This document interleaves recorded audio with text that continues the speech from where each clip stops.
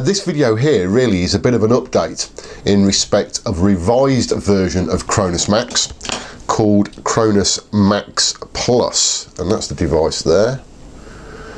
Zooming in. Very similar to the previous device, but it has additional functionality. And it looks slightly different as well, but that's the way that you can tell that it's the latest version of the device, because it's got that C and M. I think it's C and M. Is it supposed to be a C and, well, whatever it's supposed to be, but you've got, but it's red with a plus on there. That tells you it's a CronusMAX Plus, and if you look on the back as well, it's also on the back there. So what's the difference between this one and the CronusMAX, which was the device I brought back in 2014?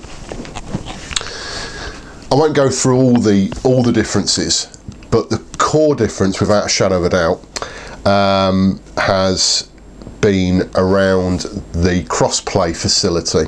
So that's been about your ability to use a controller from one type of console platform on another console platform, actually plugged in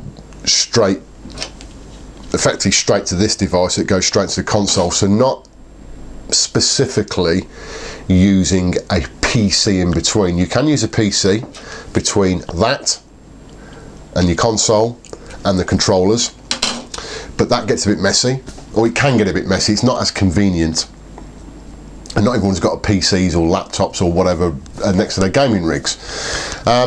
So effectively, what has happened on this latest version of the device, the CronusMAX Plus, is that they've made the cross-play even better and a lot more reliable, and that has absolutely benefited the PlayStation 4. The PlayStation 4 was always the one that was a bit awkward with CronusMAX.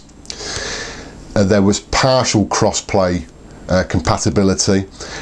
You would potentially get dropouts on the controller, because the way the PlayStation 4 and the controllers work with that is they do not a totally continuous handshaking process, but they try and handshake every 10 minutes. I think it's every 10 minutes, but there is a time factor involved in that. So you can't just fake a connection with the PlayStation 4 like you could with the Xbox One, just a one-off handshake. It has to continuously do handshakes, which caused all sorts of issues, meant that you had to have a PC involved to get any stability really around that. There was workarounds with the previous CronusMAX, but it wasn't great. This device solves all that. This is literally now a plug and play solution. You don't need a PC involved now, and it will keep up the handshaking process. So you've got no worries. Once you connect now, it stays connected, and you get no interruptions, there's no lag, there's just no issues at all with the PlayStation 4. They've totally resolved all the previous issues.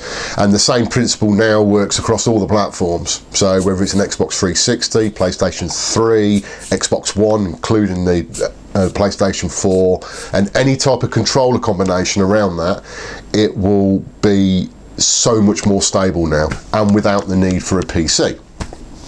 Potentially, depending on what you're doing. This is, but if you're literally talking about basic controllers, you don't need a PC no more. Okay, you can still use a PC to get extra functionality, but you don't need it. It will work perfectly now with a PlayStation 4.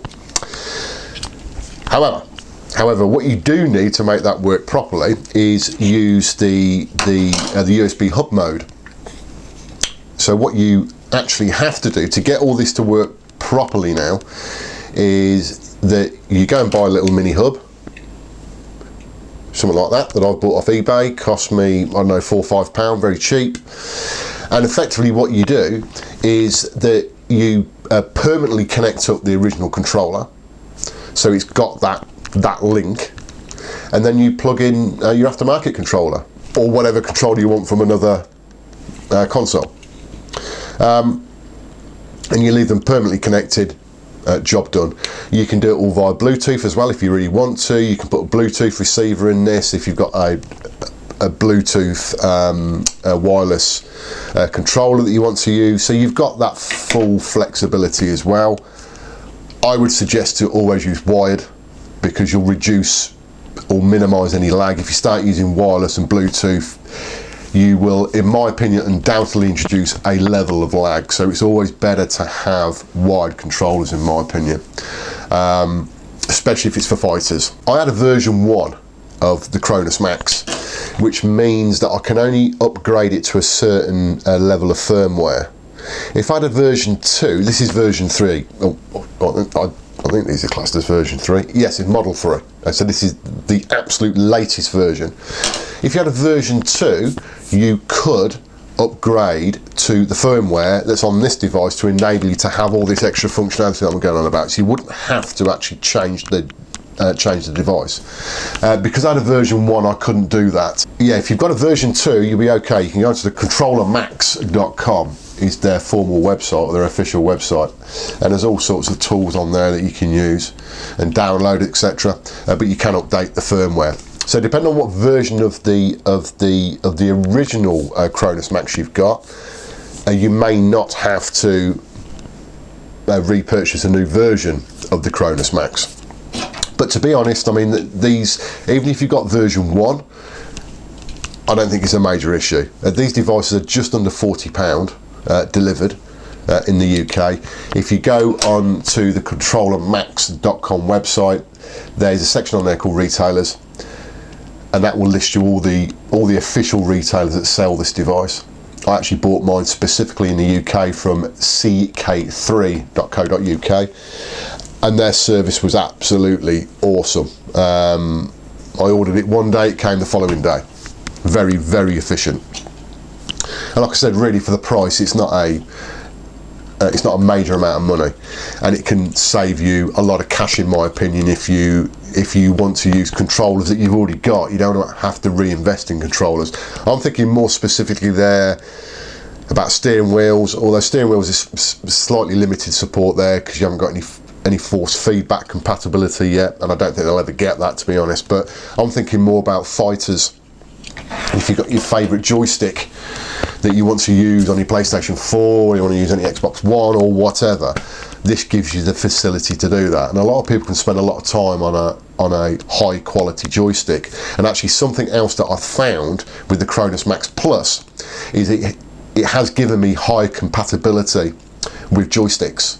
I had problems with the CronusMAX where it wouldn't work actually with the joystick I wanted to try it with, which, well, not try it with, but actually use it with, which for me is a VirtuStick high grade.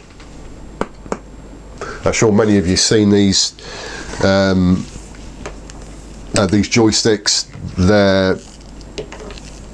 They're one of the best types of joysticks you can get. This PlayStation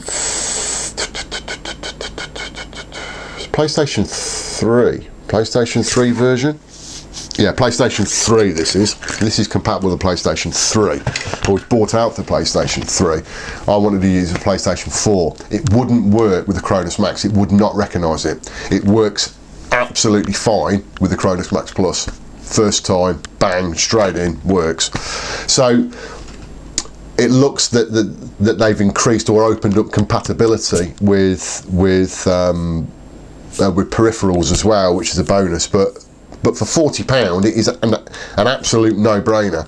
So what I'll do is I'll give you a very, very quick run through of how the device works for the PlayStation 4, just so you can see how easy it is and how good it is. Right, so here we have the CronusMAX Plus. So we're going to connect all this up, and I'll show you how easy it is. So you put your hub into the input on the CronusMAX Plus, like that.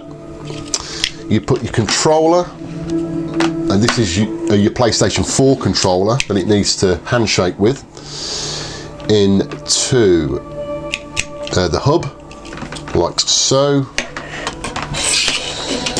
And I'll get me Virtua stick and we'll plug that in to the hub as well. So basically I've got the hub, I've got the CronusMAX, I've got the PlayStation 3 fight stick and the PlayStation 4 controller plugged in there. So we'll just plug the CronusMAX in and it should do a handshake quickly. There you go. Right. So basically what it's done now is that it's done a very quick handshake on the original PlayStation 4 controller, and it's also picked up that there is actually, it thinks there's a new controller that you want to add, which is in effect this. So as you see, if I move the actual joystick, let's just move that a bit more into shot. So if I move that actual joystick, as you'll see, it's moving on the screen. So basically I want to say yes, that is absolutely correct. This is a brand new controller, and that's it. It's there. It's all working now. And there's no lag that I can detect on this, and this will stay absolutely stable now. It won't do any disconnects. It'll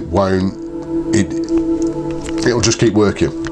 And the good thing about it as well is if you turn your PlayStation 4 off, the next time you turn it on, if you don't change the way that this is set up, it'll just reconnect straight away.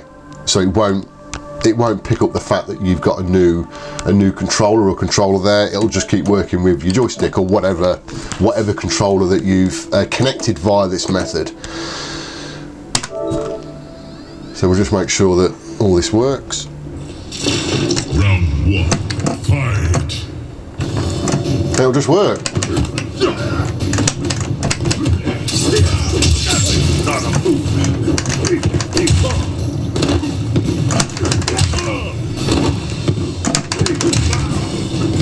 And like I've said before in previous videos I've done about these devices, is that, you know, for what you pay for it, I think you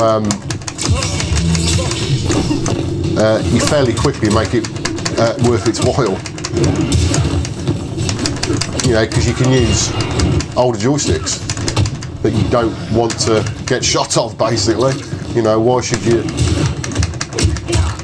keep forking out different fight sticks, for instance, for each and every console? I mean, they can cost a lot of money, hell of a lot of money, in reality. So there you go, guys. All that works absolutely fine. Actually my favourite joystick, so I'm exceedingly happy. Hope you enjoyed the video, guys, and I'll speak to you again soon.